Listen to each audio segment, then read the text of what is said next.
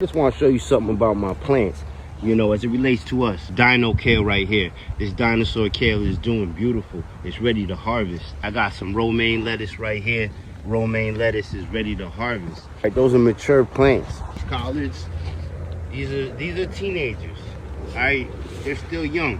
These mustard greens, red Russian kale, little baby plants. I got some arugula. They just sprouted. The seeds just coming up now. But there's so many different elements that make us grow at different rates of speed, depending on when that plant got planted. If it's in a better soil that might have a little bit more nutrients, whether it got a little bit more rain, a little bit more sun, all those things factor into how fast that plant grows. And the thing is with us too, we all growing at different rates of speed. There's a lot of different factors.